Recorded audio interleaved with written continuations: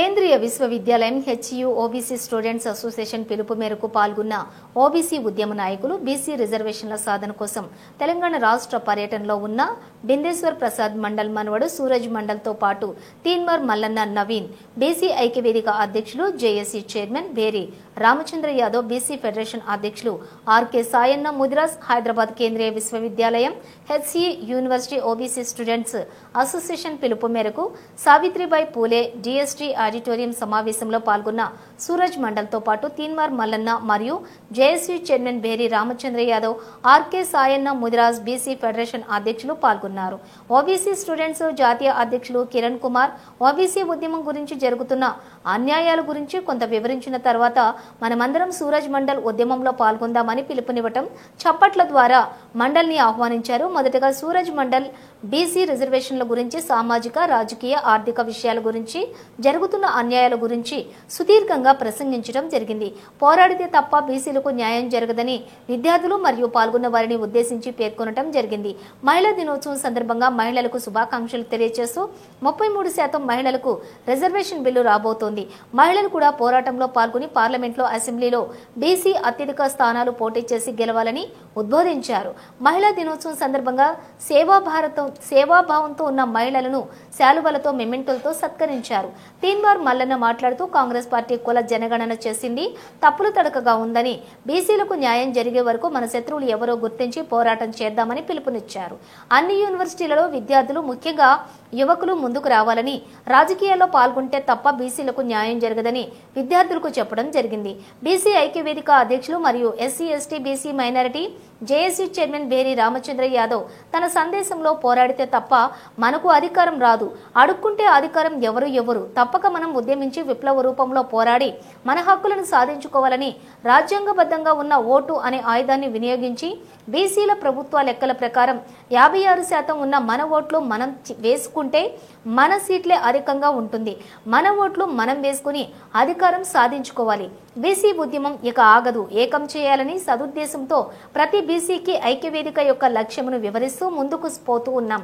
అధికారమే అంతిమ లక్ష్యం. మన అధికారం సాధిస్తే తప్ప రాజకీయ, సామాజిక, ఆర్థిక, విద్య, ఉద్యోగం, ఉపాధి, వైద్య రంగంలో కూడా బీసీలకు, ముఖ్యంగా పేదలకు న్యాయం జరుగుతుందని విద్యార్థులను ఉద్దేశించి ప్రసంగించారు.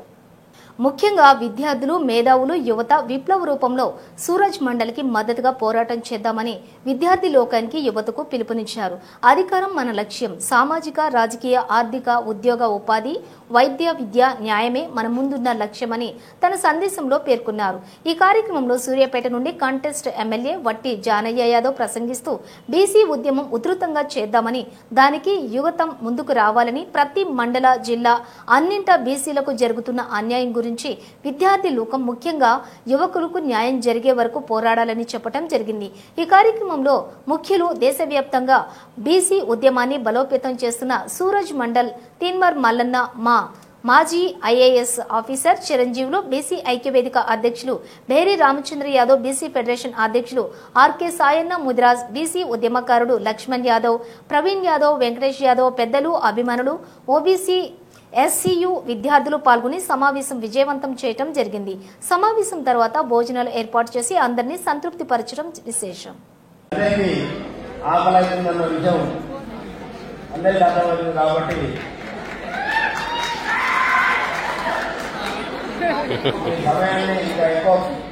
తీసుకోకుండా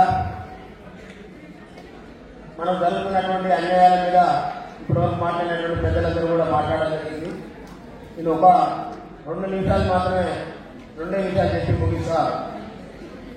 ఈనాటి ఆల్ ఇండియా ఓబీసీ స్టూడెంట్స్ సభకు అధ్యక్షత వహించినటువంటి జాతీయ అధ్యక్షులు మిత్రులు కిరణ్ గారికి, మరి ఈనాడు తెలంగాణ రాష్ట్ర వద్ద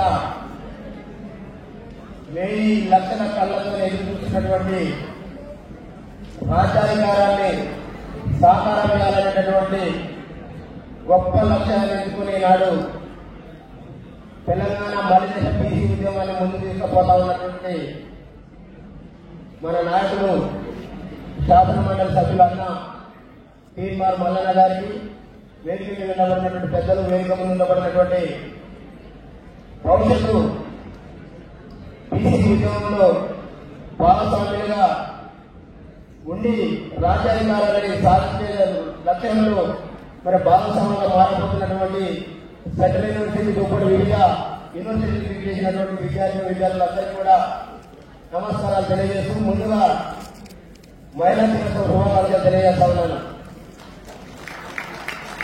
గత 7-8 దశాబ్దాల నుండి ఈ రాష్ట్రంలో మైనార్టీలుగా ఉండబడినటువంటి పెద్దలు గౌరవనీయులు సూరజ్ మండల్ గారికి,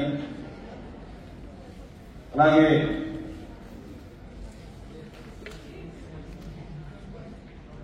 ప్రొఫెసర్